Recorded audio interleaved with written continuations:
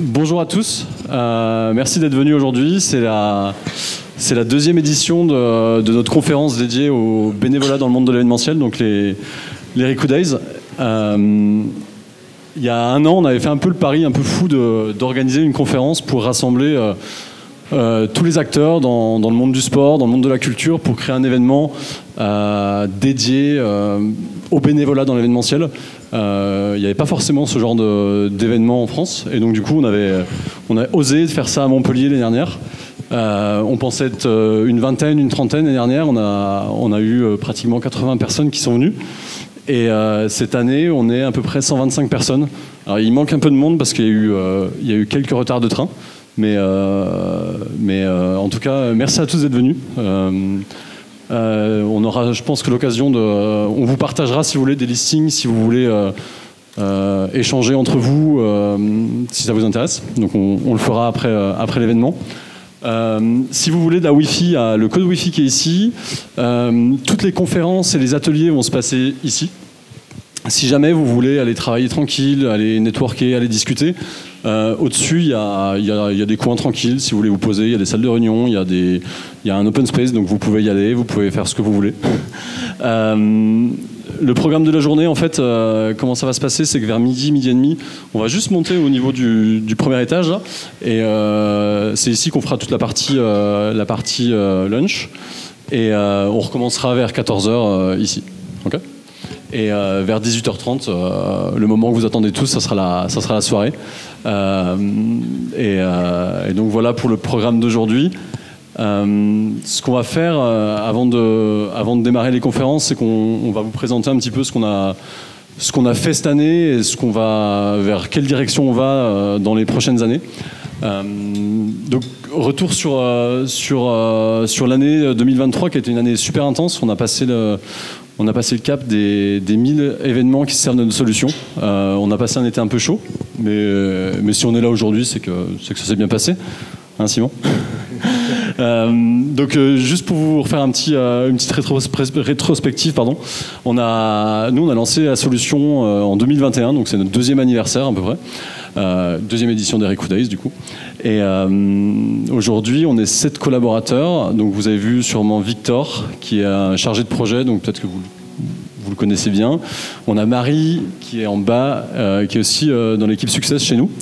On a Clara qui s'occupe du marché espagnol puisqu'on a ouvert des bureaux en Espagne pour développer la solution sur le marché espagnol.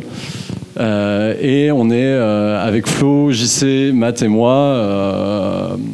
Du coup, on est tous ici et il y a une nouvelle recrue qui va nous rejoindre dans pas longtemps sur la partie dev parce que on a des gros challenges qui arrivent sur les prochains mois et donc du coup, on fait le pari d'avoir un produit super fini et donc pour ça on va embaucher les ressources qu'il faut pour continuer à s'améliorer.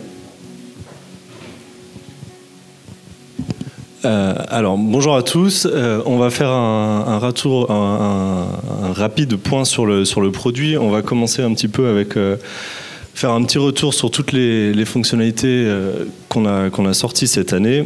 Donc je vais aller assez vite parce que je pense que beaucoup d'entre vous sont au courant. On a fait un gros travail en début d'année, c'est sorti en janvier, sur les nouveaux formulaires pour apporter encore plus de puissance sur les formulaires, pour pouvoir aussi créer plusieurs formulaires par événement ou même au niveau de la communauté. Donc ça c'est quelque chose qui nous avait été très demandé, donc on a beaucoup travaillé là-dessus. Une autre fonctionnalité qui avait été beaucoup demandée et sur laquelle on a beaucoup travaillé, on continue d'investir, c'est la version mobile. Donc voilà, on a fait beaucoup de choses là-dessus. On se nourrit aussi de vos retours pendant les événements pour continuer de faire évoluer cette version mobile. On a fait beaucoup de travail au niveau de ce qu'on appelle la communauté. Donc la communauté, c'est ce qui regroupe tous les membres qui ont participé à tous vos événements. Donc on essaye d'améliorer pour... Allô ? Ouais. On essaye d'améliorer pour que ce soit plus facile de gérer tous vos membres qui soient venus sur n'importe quelle édition d'un événement. Donc on a fait des choses pour importer des membres en masse, pour gérer les doublons, parce qu'on a beaucoup de monde qui ont importé des données et après ils se retrouvent avec des doublons. Donc pour dédoublonner, on a fait beaucoup de travail aussi pour l'espace membre. Donc l'espace membre, c'est là où vos membres, vos bénévoles, vos staffs peuvent se connecter pour retrouver toutes leurs informations. Donc ça, pareil, on l'a refondu dans l'année. Ça centralise tout l'historique d'un bénévole, d'un membre. Et en plus, il est aussi mobile. On a beaucoup travaillé encore aussi sur la partie map, en partie c'est beaucoup utilisé par tous nos clients qui sont dans le monde du sport, donc pour pouvoir voir sur une carte où se situe leur mission, pour pouvoir les exporter. On avait eu des demandes des fois pour faire des dossiers en préfecture, il faut des cartes avec ce genre d'informations, donc pour rendre l'export plus facile. On a toujours je reviens sur les membres, mais on a rajouté beaucoup de filtres pour que vous puissiez retrouver, filtrer tous vos membres et trouver les bonnes personnes comme vous voulez. Et donc voilà, dernièrement on a fait un petit redesign du module affectation. Pareil, quelque chose qui nous avait été très demandé pour s'y retrouver encore plus facilement. Donc voilà, un rapide retour sur les fonctionnalités principales qui ont été sorties dans l'année. La plupart, si vous êtes abonné de toute manière aux newsletters que Ben envoie quasiment toutes les semaines, c'est là que vous les retrouvez. J'espère que vous êtes fidèles à mes newsletters quand même, parce que je passe beaucoup de temps à les faire. Hein. Nous-mêmes, on savait plus trop exactement tout ce qu'on avait fait dans l'année. Donc en début de semaine, on a relu toutes les newsletters de Ben pour voir ce qu'il vous avait dit. Donc voilà, grosso modo, ce qu'on a fait dans l'année. Enfin, on a fait beaucoup de choses en plus, mais on va vite. Et donc maintenant, on va parler un petit peu sur nos projets d'un point de vue technique pour l'année en cours, ce qu'on a prévu de faire. Un des gros points sur lesquels on a prévu de travailler et de sortir des améliorations, c'est toute la partie accréditation. Donc pour donner des droits d'accès, sur les festivals, il y a par exemple des zones d'accès, donner des gratuités, donner du catering, des places de parking, tout ce genre de choses. Donc voilà ce qu'on appelle nous les accréditations. Donc beaucoup d'améliorations prévues à ce niveau-là pour faciliter, fluidifier. Par exemple, pouvoir les ajouter dans le formulaire, que les membres puissent demander des accréditations. Alors, ce sera toujours soumis à validation. Donc voilà, donc beaucoup de choses prévues là-dessus. Typiquement, on a fait un cas d'usage. Quand vous êtes arrivé ici, vous avez reçu une contre-marque qui a été générée par la solution, qui vous a permis quand vous êtes arrivé, de vous scanner, de vous autoriser l'accès. Ce soir, vous allez pouvoir consommer en mode illimité en plus d'ailleurs, mais donc du coup vous allez vos bracelets vont vous permettre de consommer et nous on va pouvoir suivre en temps réel ce qui a été consommé. Donc on vous mettra un tableau de bord ici pour voir ce que vous avez été consommé. Toute la production des badges aussi, ça marche dans le monde de la culture, mais aussi beaucoup dans le monde du sport, où vous allez accréditer des partenaires, des prestats, des membres de votre staff avec des zones d'accès. On l'a beaucoup fait sur du trail, sur du triathlon cette année, et ça permet en fait de commencer à la partie accréditation, de savoir qui est où et qui fait quoi et qui a le droit de faire quelque chose dans l'événement. Donc on ressort un petit peu du scope. Ok, on a des bénévoles, mais on a aussi toutes les populations qui gravitent autour de votre événement. Et la demande de nos clients, c'était de se dire pourquoi je les ai pas dans Récoutière. Donc du coup, c'est là le gros chemin où on commence à aller et où on va demain, quoi.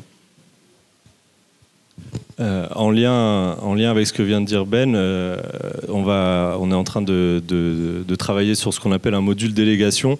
Donc justement pour toutes les populations autres, on va dire que les bénévoles, donc tous les gens qui interviennent, tous les staffs, ce qui nous a été demandé, c'est que souvent vous avez un interlocuteur, mais vous n'allez pas connaître toutes les personnes de l'entreprise qui viennent, mais vous voulez quand même les centraliser dans la solution. Donc ce qu'on appelle notre solution à ça, ce qu'on appelle le module délégation, c'est que vous allez pouvoir créer des délégations, c'est des équipes en fait. Vous mettez un chef d'équipe, donc qui va être par exemple votre interlocuteur chez un prestataire, et ensuite lui il va avoir accès à un espace délégation, il va pouvoir se connecter un peu comme l'espace membre, il va pouvoir se connecter et lui-même ajouter en fait ses coéquipiers, ses salariés dans le cas d'une entreprise par exemple. Et donc soit il peut les ajouter lui-même manuellement, soit leur donner un lien de formulaire où ils vont s'inscrire, mais ça va remonter dans son espace délégation et lui il va pouvoir les modérer. Lui-même, le responsable de délégation va pouvoir les modérer, modifier, mettre à jour leurs informations s'il y a des oublis. Et après, ça remonte, c'est centralisé toujours dans l'événement ou dans la communauté. Vous avez toujours, bien sûr, la main dessus après. Mais alors, ça marche pour des populations de type staff, prestataire, mais ça marche aussi beaucoup pour les bénévoles. On fera un petit sondage tout à l'heure, mais il y a, grosso modo, dans un programme bénévole, vous allez soit avoir du bénévole individuel qui va s'inscrire, mais il y a aussi beaucoup de bénévoles qui proviennent d'associations. Et le problème, quand les bénévoles viennent d'associations, soit le responsable de l'asso, il n'est pas super friand de demander aux personnes de s'inscrire via un formulaire. Des listings ou des imports Excel, c'est souvent chiant parce que c'est source d'erreur avec du mauvais formatage. Et en fait, la délégation, c'est que vous allez pouvoir dire je vais créer par exemple l'asso du trail de Montpellier et le responsable de l'asso va inscrire ces personnes et ça va remonter dans la solution. Vous allez pouvoir affecter en masse sur la même mission, etc. Donc, je sais que beaucoup d'entre vous font appel à des bénévoles, à des associations pour la partie bénévolat. Et donc ça va vous permettre de gagner du temps tout en... Vous allez centraliser l'information, mais vous allez décentraliser cette partie un peu de renseignement de la donnée. Donc ça va être assez... ça va être beaucoup plus simple à gérer, quoi. Donc toujours en lien un petit peu avec tout ce qu'on est en train de dire. Ben vous expliquait, aujourd'hui on a fait des badges. Cet été vous avez été beaucoup aussi à nous en demander, on en a beaucoup fait. Le truc c'est qu'aujourd'hui ils sont faits à moitié, même très complètement sur mesure.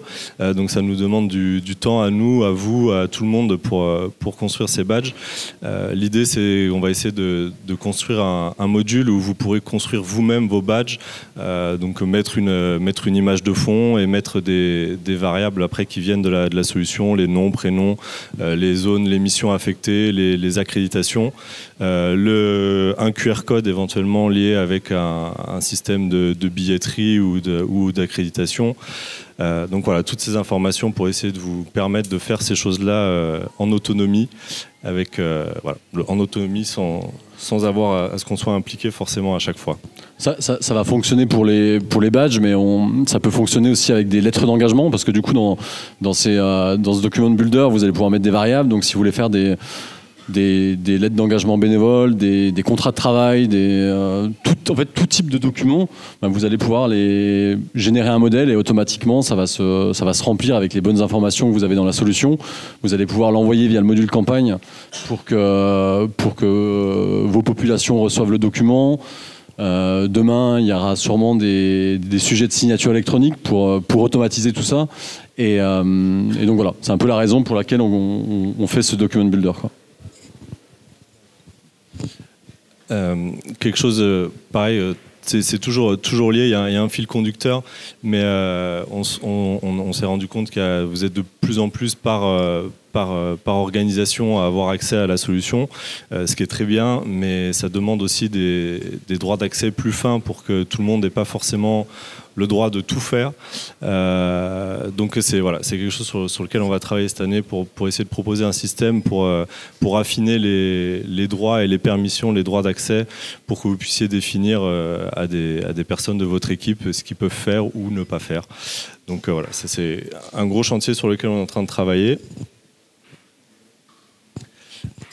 On a parlé des filtres tout à l'heure dans ce qui a été fait cette année.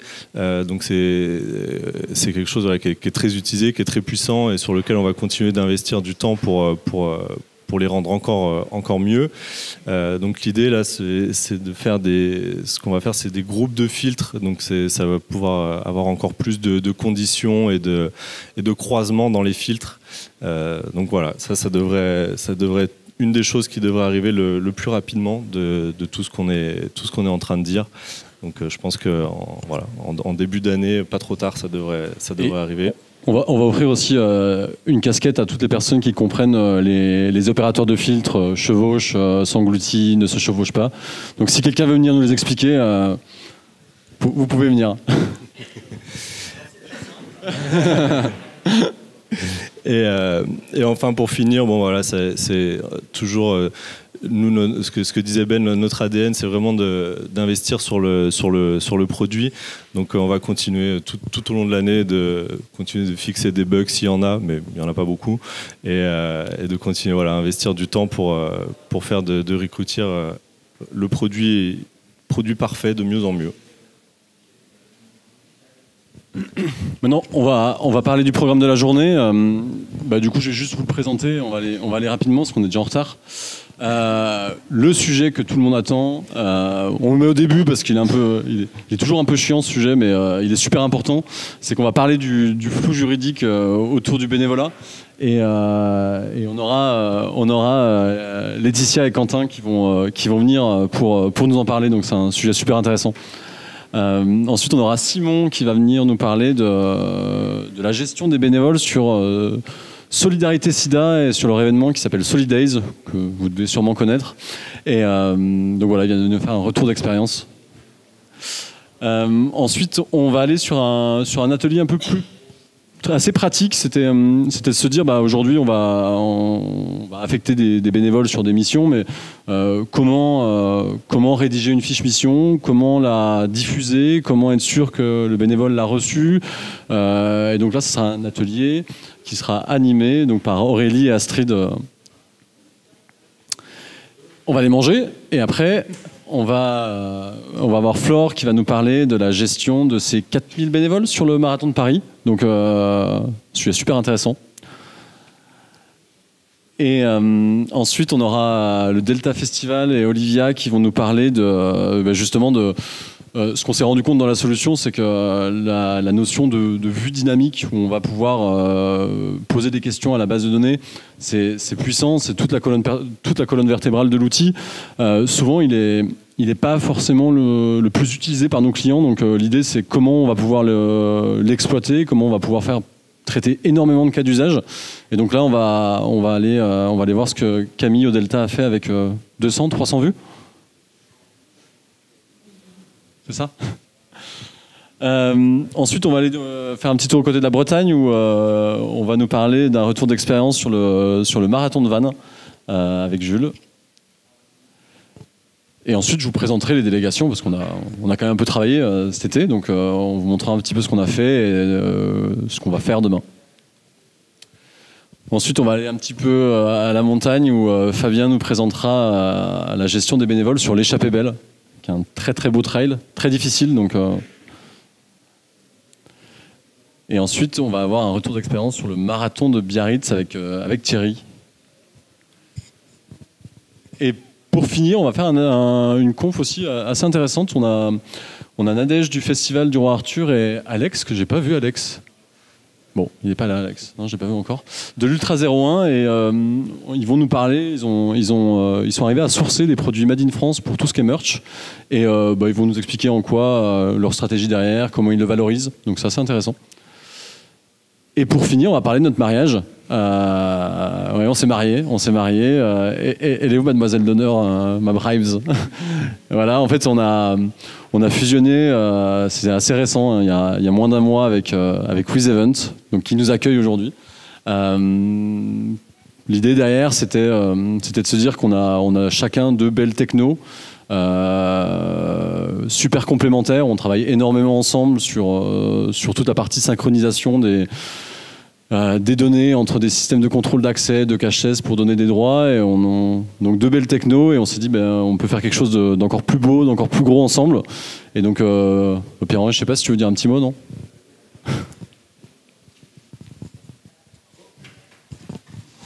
Bonjour à tous. Bon déjà bienvenue. Je suis très heureux de vous accueillir dans ces nouveaux locaux qu'on a investis en mai. Et comme on est un peu jaloux des organisateurs d'événements, on a fait une petite scène, on s'est fait un petit stade avec des tribunes. Et parce qu'en fait, tu parlais d'ADN tout à l'heure, notre ADN, c'est qu'on était à votre place il y a quelques années avec Sébastien quand on a monté WizEvent. On est des amoureux de l'événementiel, donc de vous voir ici, ça nous fait chaud au cœur. Notre métier, c'est d'être plutôt dans les backstage, donc de fournir des technologies. Et c'est aussi l'ADN de Ben, JC, Matt et les fondateurs de Recruitir. Et naturellement, parce qu'on a commencé à collaborer ensemble sur des événements, et petit à petit, on a intégré nos API. Et puis surtout, il y a eu un fit humain. Et puis l'idée de se dire qu'on pouvait contribuer et améliorer l'organisation d'événements. Et donc c'est comme ça que les choses se sont faites. Donc aujourd'hui, on est très content d'avancer ensemble, très content de vous avoir ici. Je voulais aussi vous dire merci parce que je pense que le contexte, on le voit depuis pas mal d'années, depuis quelques semaines, quelques jours, il est tout pourri. Et je pense qu'on a notre rôle à jouer, encore plus vous. En créant des événements, on a besoin de faire la fête, on a besoin de sentir la frite, de boire des bières, de taper dans les mains, de danser, chanter.